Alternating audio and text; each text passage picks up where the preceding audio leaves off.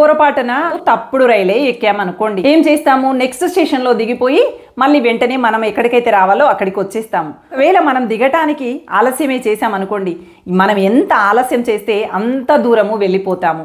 మళ్ళీ అక్కడి నుంచి తిరిగి రావటానికి అంత సమయము తీసుకుంటుంది, అలాగే ఖరీదు కూడా ఎక్కువ అవుతుంది. అలాగే మన జీవితంలో మనకు అవగాహన ఉండో లేకో గుడ్డిగా ఎవరినో ఒకరిని నమ్ముతాము, స్నేహం అనుకుంటాము, మంచి బంధము అనుకుంటాము. కానీ మనకి ఎప్పుడో ఒకప్పుడు అర్థమైపోతుంది వీళ్ళు సరైనటువంటి వ్యక్తులు కాదు, వీళ్ళ వ్యక్తిత్వంలో లోపం ఉంది, వీళ్ళు మోసపూరితమైనటువంటి ఆలోచనలు చేస్తున్నారు, ఎప్పుడు చూడు ఎవరి గురించో ఒకరి గురించి తప్పుడు మాటలు మాట్లాడుతూ ఉంటారు, వ్యక్తిత్వపరంగా వీళ్ళకి ఎలాంటి కూడా మంచి లక్షణాలు లేవు అని మీకు ఎప్పుడైతే అనిపిస్తుందో అప్పుడు వెంటనే పక్క స్టేషన్లో దిగి మన గమ్యానికి చేరినట్టుగా మనం కూడా వాళ్ళ నుండి దూరంగా తొలగి వీలైనంత వరకు మళ్ళీ మన స్థితిలోకి మనం వచ్చేయాలి. లేదులే చూద్దాం చేద్దాం అంటూ సమయాన్ని అలాగే గడుపుతూ ముందుకు వెళ్ళావే అనుకో, మూల్యం భారీగా వెచ్చించాల్సి వస్తుంది. అది డబ్బుకు సంబంధించిందైనా కావచ్చు, సమయానికి సంబంధించిందైనా కావచ్చు, మరి ఇంకే అంశానికి సంబంధించిందైనా కావచ్చు. శివరాత్రి సందర్భంగా శివపార్వతుల కళ్యాణం చూడటానికి వెళ్ళి అక్కడే ప్రవచనాలు వింటూ ఉన్నప్పుడు చాలా ఆశ్చర్యంగా నిజమే కదా అనిపించింది. అవేంటంటే, ఈ కలియుగంలో చిరునవ్వుతో వ్యవహరిస్తున్నటువంటి వాళ్ళని ఎగతాళిగా భావిస్తారట, మంచితనంతో వ్యవహరిస్తున్నటువంటి వాళ్ళని చేతకాని వాళ్ళుగా చూస్తూ ఉంటారట, మౌనంగా ఉన్నటువంటి వాళ్ళు అజ్ఞానులుగా చూడబడతారని, ధర్మరక్షణ కోసం పాటుపడేటువంటి వాళ్ళు చాదస్తులుగా చెప్పబడతారట. ఇవన్నీ కలియుగ లక్షణాలు అని చెప్పి ప్రవచనకర్త చెప్పారు. అది వినగానే నాకు ఆశ్చర్యంగా అనిపించింది. నిజమేనంటారా? అంతేకాదు, ఈ రోజుల్లో మతిమరుపు అనేది విపరీతంగా వస్తూ ఉంది కదా, అలా మతిమరుపు రావడానికి కారణం కోపమట. విపరీతమైనటువంటి కోపము మనకి మతిమరుపు వచ్చేలాగా చేస్తుందట. ఒక భగవద్గీత శ్లోకాన్ని ఉదహరిస్తూ చెప్పారు, క్రోధోద్భవతి సమ్మోహ, సమ్మోహా స్మృతి విభ్రమ, స్మృతిభ్రంశ బుద్ధినాశో, బుద్ధినాశాత్ ప్రణశ్యతి. కోపము, విపరీతమైనటువంటి కోపం వలన అవివేకం ఏర్పడుతుందని, ఆ అవివేకం వలన స్మృతి భ్రంశం అంటే జ్ఞాపక శక్తి తగ్గుతుందని, జ్ఞాపక శక్తి తగ్గుదల అవివేకం ఏర్పడటం వల్ల బుద్ధి సరైనటువంటి నిర్ణయాలు తీసుకోలేకపోతుంది, బుద్ధి వికసింపచేయదు, బుద్ధి నాశనం అవుతుంది. ఇలా అవివేకము, క్రోధము, స్మృతి భ్రంశము కారణంగా జీవితము పతనం అవ్వటం మొదలవుతుంది అని చెప్పి ఈ శ్లోకం యొక్క అర్థమట. విపరీతమైనటువంటి కోపం, చిన్న చితక కోపాలు వేరు, కానీ విపరీతమైనటువంటి కోపము అవివేకానికి, అవివేకము జ్ఞాపక శక్తి నశించటానికి, జ్ఞాపక శక్తి నశించటము బుద్ధి నాశనానికి ఒకదాని వెంట ఒకటి కారణమై మన జీవితాన్ని పతనం వైపు నడిపిస్తాయట. ఎవరైనా విపరీతమైనటువంటి కోపంతో బాధపడేటువంటి వాళ్ళకి ఈ విషయాన్ని తెలియజేయండి.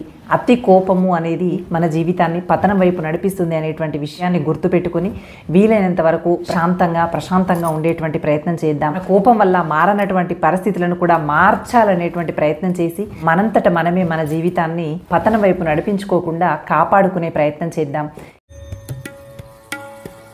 నువ్వు ఎంత గొప్ప పని చేసినా, ఎంత గొప్ప స్థాయికి వెళ్ళినా నీ గురించి ఎవరో ఒకరు ఏదో ఒకటి అనుకుంటూనే ఉంటారు. నువ్వు ఎదిగినటువంటి స్థాయిని చూడలేకపోవటం వల్లనో, నీపైన వారు పెంచుకున్నటువంటి అసూయ ద్వేషం వల్లనో. అందుకోసమని నీ గురించి ఎవరు ఏమనుకుంటున్నారు అనేటువంటిది నీ దృష్టిలో ముఖ్యమైనటువంటి విషయం ఎప్పుడూ కాకూడదు.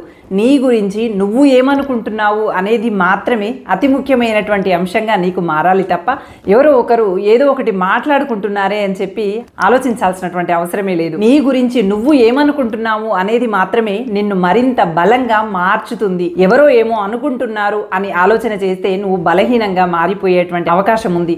సరైనటువంటి నడవడికతో ధర్మాన్ని ఆచరిస్తూ ముందుకు నడిస్తే మాత్రం నీవు నీ గురించి ఏమనుకుంటున్నావు అనేది మాత్రమే ఆలోచించు తప్ప ఎవరు నీ గురించి ఏమనుకుంటున్నారు అనేది మాత్రం ఒక్క క్షణం కూడా ఆలోచించకు.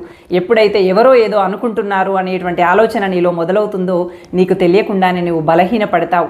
అలా కాకుండా ధర్మానికి కట్టుబడి నడిచేటువంటి వ్యక్తివే నీవైతే నీవు నీ గురించి ఏమనుకుంటున్నావు అనేది నీకు బలంగా మారుతుంది. మరింత ధైర్యంగా అడుగులను బలపరుస్తూ నీ ఉనికిని సమాజానికి చాటి చెప్పే విధంగా నీ అడుగులకి భరోసా ఇస్తూ బలపరుస్తూ నీ ఉనికిని ప్రపంచానికి చాటేలా నిన్ను నిలబెడుతుంది. అందుకోసమని నీ గురించి నువ్వు ఏమనుకుంటున్నావు అనేది మాత్రమే ఆలోచించి మరింత బలంగా ఎదగటానికి ప్రయత్నించు. నీ జీవితంలో నువ్వు తీసుకోవాల్సినటువంటి కీలక నిర్ణయాలన్నింటినీ ఎవరి చేతిలోనో పెట్టి వాళ్ళే చూసుకుంటారులే అని పరాన్న జీవిలాగా బ్రతుకు ఈడుస్తూ రాకు. అందరి సలహాలు విను, కానీ నీ జీవితంలో కీలకమైనటువంటి నిర్ణయాలను మాత్రం నువ్వు మాత్రమే తీసుకో. నీ నిర్ణయాలను కూడా అవతలి వాళ్ళ చేతిలో పెట్టి ఆట బొమ్మగా మారకు. బాధైనా, కష్టమైనా, ఓటమైనా, గెలుపైనా, బరువైనా ఏదైనా నీ జీవితం నీ చేతిలోనే ఉండాలి. నీ జీవితానికి ఏది సరైందో ఆ నిర్ణయం మాత్రం నువ్వే తీసుకో. వర్షం వల్ల కొట్టుకువచ్చినటువంటి చీమలన్నీ చేపలకి ఆహారంగా మారుతాయి. అదే నీరు ఆవిరిగా మారిన తర్వాత చనిపోయిన చేప చీమలకి ఆహారంగా మారుతుంది. అలాగే మనుషుల జీవితాల్లో కూడా బండ్లు ఓడలుగా, ఓడలు బండ్లుగా, వారితో మనకేం పని అనుకున్నటువంటి వాళ్ళు మనకి అవసరంగా, మనతో పనే లేదు అనుకున్నటువంటి వాళ్ళు అవతల వాళ్ళకి అత్యవసరంగా మారేటువంటి పరిస్థితులు వస్తూనే ఉంటాయి. అందుకోసమని ఇవాళ మీ విలువ తగ్గిందనో, ఇవాళ మిమ్మల్ని ఎవరు గుర్తించట్లేదనో ఏమాత్రం కూడా ఆలోచించకండి. ప్రతి ఒక్కరికి అవకాశం వస్తూనే ఉంటుంది. కావాల్సిందల్లా కాస్త సంయమనం పాటించటం మాత్రమే.